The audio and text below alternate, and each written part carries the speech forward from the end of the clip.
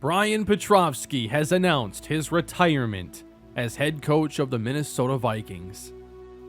He didn't give an explanation as to why, but knew win or lose, this would be the last time he coached the Minnesota Vikings, helping lead them to a fourth consecutive Super Bowl title, a feat never duplicated before. Petrowski gets to go out a champion. After helping build the Vikings dynasty, we have watched them win 4 Super Bowl titles in a row in dominant fashion. It only took 2 seasons to build this monster. Brian Petrowski finishes with a 16-0 playoff record. 4 titles, 4 championships, and he leaves behind the best team in the NFL. We've been able to assemble a dominant roster around the rookie quarterback contract of Richard Heudick. We have the best receiver in the NFL, and at times we've had one of the best defenses in the NFL, with a dominant secondary and a great front 7 led by Josh Ballard. The Vikings still have a 25-year-old quarterback in Richard Heudick, who's off to perhaps the best start for a quarterback in NFL history. Devin Cook is only 22 years old. He's barely getting started. Minnesota has so much going for them, but are set to begin a new chapter. We knew with age and Richard Heudick's contract situation there would be change happening to the roster, but there will be a coaching change as well for Minnesota, leading them into the future.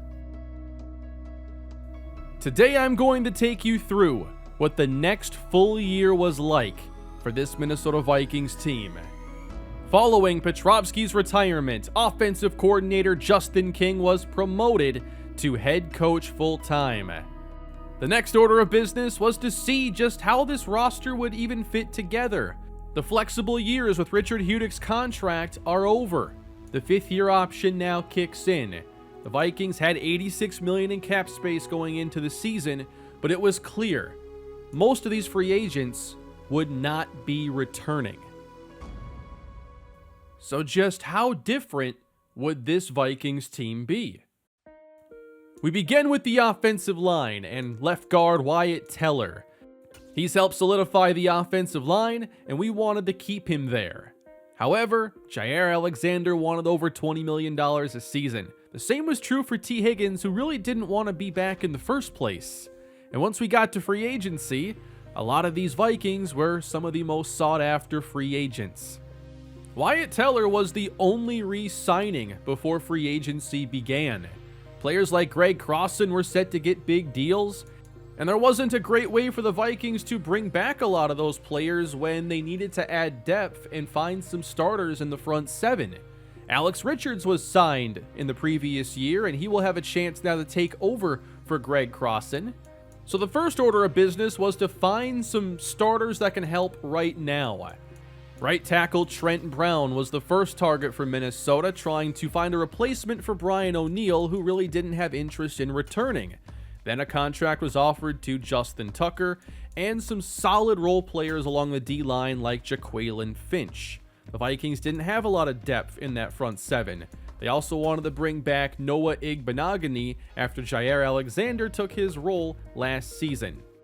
The edge rush situation was looking as weak as it has at any point in this franchise. Montez Sweat is not the player he once was, but he still might be the best option for Minnesota, so we offered a contract to him as well. When it came time for decisions to be made, Justin Tucker was the only player to accept an offer. Montez Sweat waited for a better offer, same with Noah Igbenogany and Jaquaylin Finch. Jaire Alexander ended up getting a $22 million deal from the Bengals. Greg Crossan got $32.7 million over 4 years to go to Buffalo. Deon Robinson gets $18.4 million, and we still have to replace him. You see how quickly the cap space can dry up. T. Higgins ends up getting $80 million going to Washington, and Montez Sweat, nearly $10 million a year to go to the Rams. Free agency was a major bust for Minnesota. Trent Brown went to Indianapolis. Noah Igbenogany went out to Carolina. We had to go and look at the next group of free agents. And that's when the contract was then offered to Drake Jackson. And again, for even a 76 overall, you've got to come up to about $7-8 million a year. And the Vikings needed starters and depth. There wasn't a way to get flashy. Dion Dawkins was then offered a contract at tackle. Both Dawkins and Jackson ended up accepting to be starters under 80 overall. The Vikings then looked for more value free agents, signing players like DJ Chark, Boye Mafe, L'Jarius Sneed, and Levi Onwuzurike. Dave McElroy was also signed as a tight end. I wanted to take a look at the roster after this, and noticed at running back, somebody was missing. He didn't retire at the beginning of the offseason, but Dalvin Cook chose to retire during free agency. After 11 years, Dalvin Cook walks away. Another player, a part of this dynasty core, leaves the Vikings. Free agency was humbling. The Vikings used up most of their cap space, having $25 million left over after all of these signings.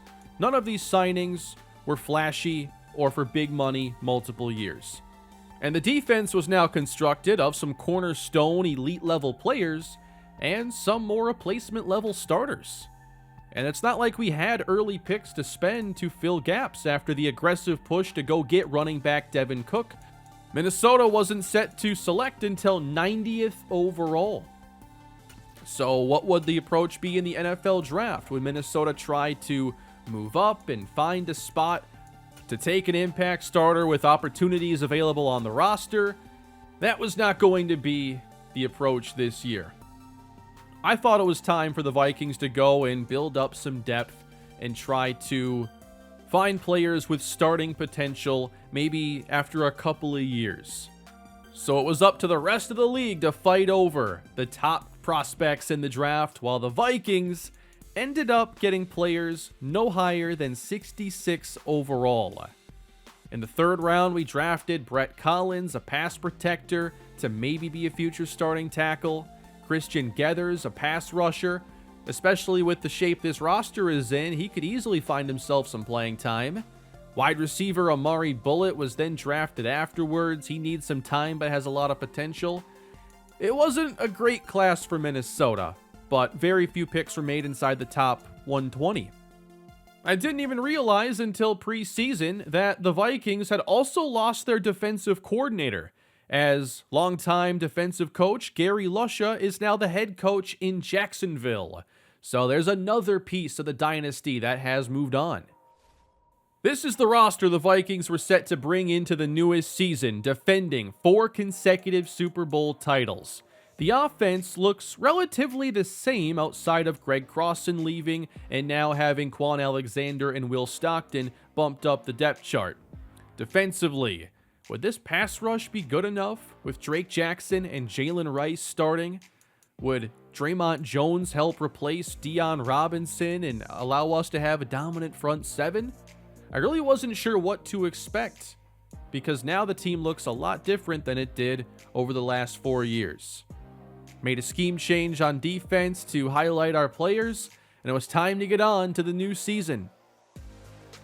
Perhaps it shouldn't be a shock that Minnesota hit the ground running offensively and began the season 4-0. In those 4 games, Richard Hudick only threw for 4 touchdowns and got off to a slow start by surprise.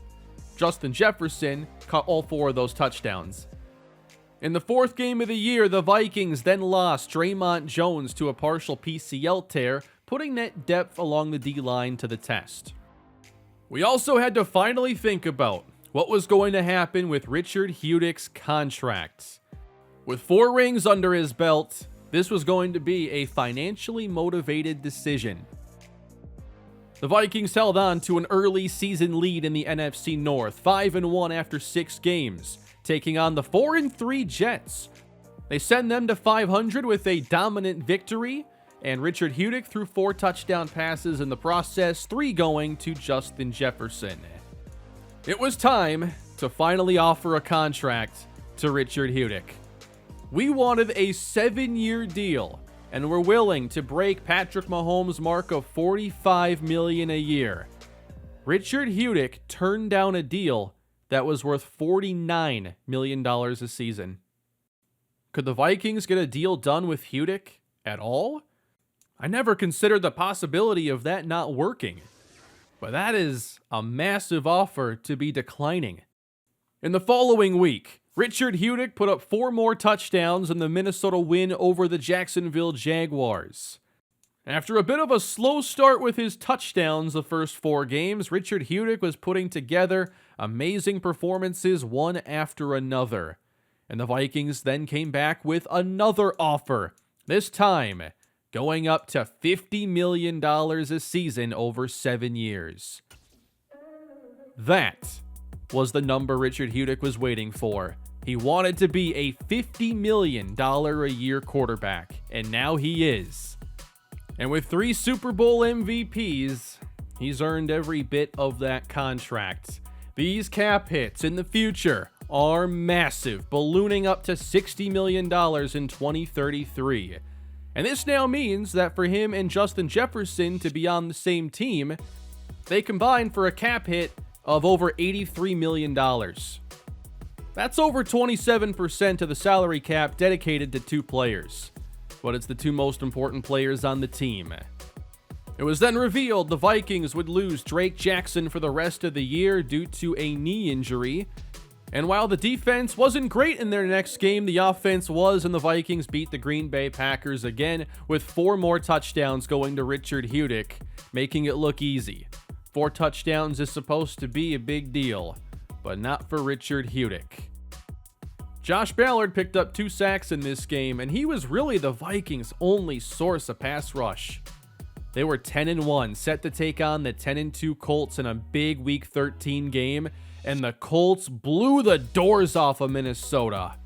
I don't know how you put up 400 yards and get 7 points without throwing an interception, but the Vikings found a way. Quentin Bruce and Jonathan Taylor had outstanding games, and they lost Draymond Jones for the season in this game as well. The Vikings' front 7 was now consisting of Danielle Hunter back in a starting role, Jalen Rice still starting, and Levi Onwuzurike. Minnesota bounced back in their next 2 games, though, as Justin King got them on track. They won their next 2 in dominant fashion, putting up over 70 points combined. There was little drama in the NFC North, with Minnesota winning the division and earning a first-round bye for the first time in this franchise. With a 14-3 record, Minnesota was primed to continue their streak of Super Bowl championships. And this year, they had a better record than any of those Super Bowl teams. Richard Hudick threw for 42 touchdowns and only 6 interceptions on the year, putting together the second most touchdowns he's had in his career and nearly eclipsing 5,000 yards. So many great games. Devin Cook at running back had 1,200 yards rushing, nearly 5 yards a carry. He's not a 300 carry running back, so he's not going to have a chance at some of those monstrous totals. And at receiver, Justin Jefferson, just 25 more touchdowns is all, 1,800 yards. And it looked like Will Stockton, not Quan Alexander, had become the new number 2 receiver behind Jefferson. Stockton's younger, put up 1,000 yards, and the Vikings really trusted him as he put together his best season. And then Josh Ballard, 10.5 sacks, the leader for this defense and pass rush. Richard Hudick wins his first regular season MVP, and Justin King in his first year as coach ends up being Coach of the Year. Justin Jefferson wins Offensive Player of the Year. The Vikings still have perhaps the best offense in football and would begin their playoff journey against the Carolina Panthers. It was close, and 30 points were scored in the fourth quarter, but Minnesota gets the win by 5 against a hungry Carolina team that still has not been able to take us down in the postseason. Will Stockton had 3 touchdown catches, leading the Vikings into an NFC Championship matchup with the New York Giants. Putting up 42 points and 500 yards of offense, the Vikings move on again. Now with a chance to play for their 5th Super Bowl title in a row. And this game would be a rematch, not just of a matchup earlier in the season, but of our first Super Bowl in the series. A dominant 41-7 win when the Vikings defeated Zach Wilson and the New York Jets. They're set to meet again, with the Vikings looking for ring number 5 in their own house. A Minneapolis Super Bowl for the first time in this series. The only thing they haven't done in this franchise is win one at home. This was their chance to do it. And of course, the Vikings would be heavy favorites in this game. And the game started with an immediate interception by Andrew Booth that turned into a Viking touchdown. And it looked like, here we go again. But the Jets showed some true resiliency, answering on the next drive with a touchdown. And this game would be tied with neither team separating, going all the way into the third quarter. A competitive Super Bowl. And the Vikings with the football here in the third quarter. And this is Elijah Mitchell on the carry. He was signed after the retirement of Dalvin Cook. And in the first half of this game, Devin Cook broke a thumb and he was ruled out for the remainder. Mitchell helps get the Vikings to a 3rd and 2, and Richard Hudick finds Justin Jefferson downfield inside the 20. They connect yet again for a big first down. Vikings take it down inside the 10, and that's where Richard Hudick finds the new superstar in the making, perhaps, Will Stockton, and the go-ahead touchdown. Would the Jets be able to respond this time? Trailing by 7, Zach Wilson dumps it over the middle for a first down to Calvin Ridley. And they run it to the left on this first down. Nice job getting through, as this Vikings front 7 isn't what it once was. Jets in the fourth quarter. Zach Wilson chased out to the right and taken down by Jalen Rice, who's now the best edge rusher on the active roster.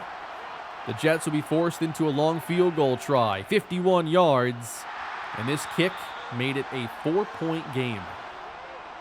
Vikings ball, less than 10 minutes to go, facing a 3rd and 7. Jets bring pressure, and Hudick responds, throwing across the middle. Who else would it be? It's Justin Jefferson for the first down. Minnesota wanted to go back up by 2 scores. Here's Elijah Mitchell with room off right tackle as he crosses midfield. Vikings down to 8 minutes to go. 2nd down, Hudick in trouble, and he gets taken down by Quinnen Williams to make this a 3rd down and 20. Jets looking to get this ball back and have a chance. Hudick, 3rd and long, dumps it for Jefferson, and they would give the ball back to New York with an opportunity. Under 7 minutes to go. Jets have it 24-20. Zach Wilson in trouble again, and it's the combo of Danielle Hunter and Josh Ballard that bring him down.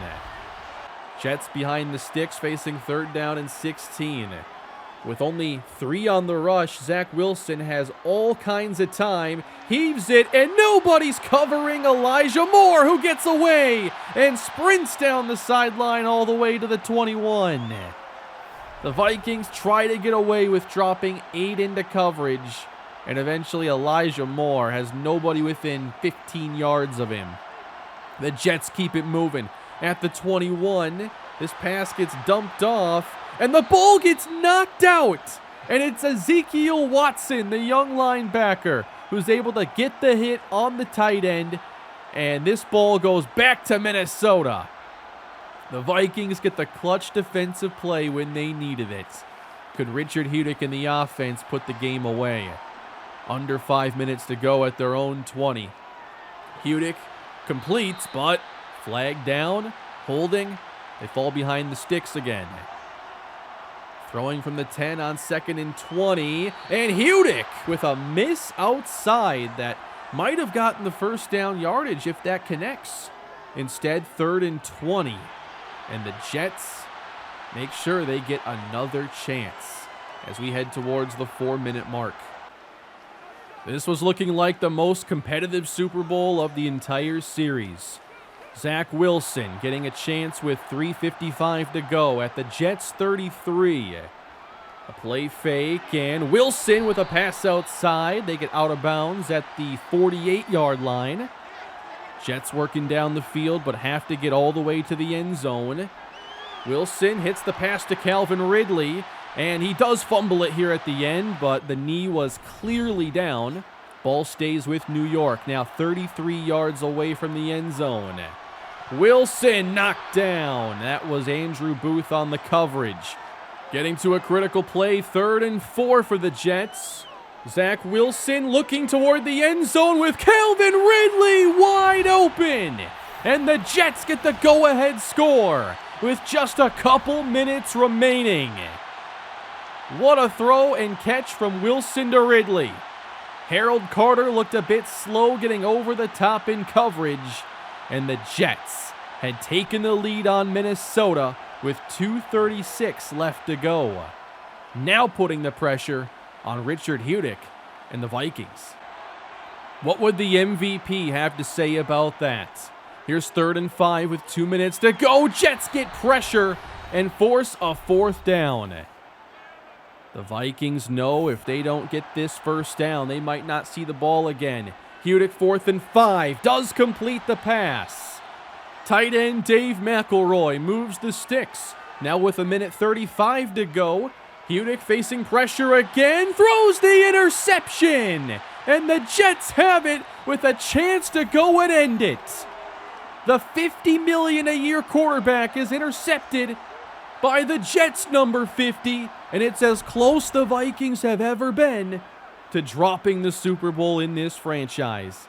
Could they wrestle the ball away from Wilson in the offense?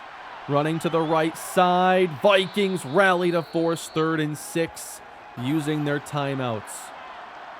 Jets looking to throw and end this game. Wilson off balance and incomplete. The Vikings would have one more chance for Hudick in the offense. The Jets tried to extend their lead with a 60-yard field goal try that didn't get close, giving the Vikings a short field, only needing 3 to force overtime.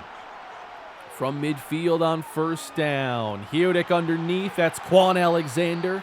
Vikings get the 1st down. 2 timeouts remaining, trying to get closer with Mitchell, and he's taken down for no gain. Minnesota playing more for the field goal at this point. This is 3rd and 10. And Hudick throws it to Mitchell, and he drops it. Missing crucial yardage that would make this field goal much easier. It's up to Justin Tucker from 57, or this game is over. Tucker's kick away. It is good. And the Vikings tie it up inside a minute. This would have been good from like 70 yards. 27 apiece. 19 seconds left. The Jets decided it was better to fight for this game in overtime. Ending regulation tied at 27. If the Vikings wanted to win this Super Bowl, it was going to be tougher than any of the previous attempts. The New York Jets won the toss to get the football first in overtime, beginning at their own 25-yard line. Jets go empty, and Zach Wilson decides to heave it downfield, where Calvin Ridley comes away with the football, and he goes all the way for a touchdown. With the new rules, this is not a game ender, as the Vikings have a chance to match in overtime. Cam Dantzler could not knock it down. What a clutch moment for Calvin Ridley trying to win a Super Bowl. Interesting. Jets go up 7 just like that. The Vikings have to answer back with a touchdown just to extend the game. At their own 15, Hudick out to Elijah Mitchell, and they get a gain of 8. Long way to go, facing 3rd down. Play action, pass caught, 1st down. And there's McElroy. Minnesota moves out to their own 33, and pressure gets to Hudick, and the football recovered by Minnesota just avoids this game coming to an end. But now they fall behind the sticks. Minnesota getting that yardage back. There's Justin Jefferson. 3rd and 5 now, approaching their own 40. Hudick tries to go deep, and it's out of bounds, making it 4th down. They have to convert to extend the game. Hudick needs 5. Looks downfield. It gets knocked away. And the New York Jets are the team that ends the run for Minnesota, defeating them in their own house for the Super Bowl title. The Jets have done it. After being the team Minnesota beat to start the dynasty, they are the ones who ultimately return to reclaim the throne.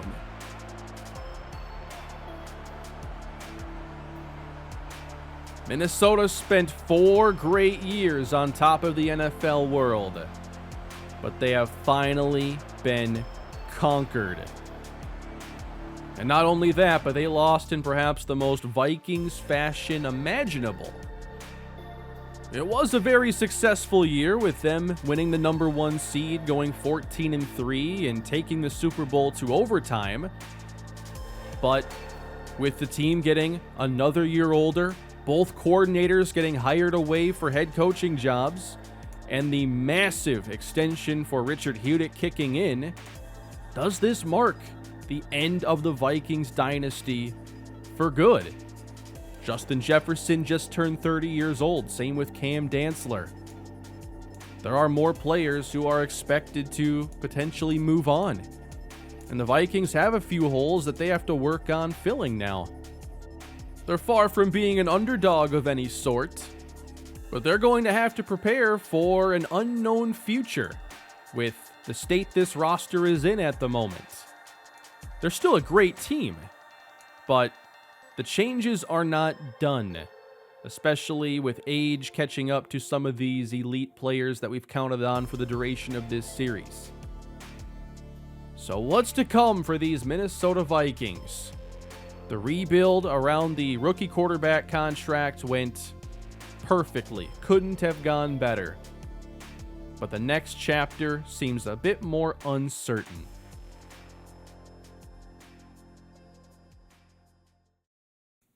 I hope you enjoyed the video today.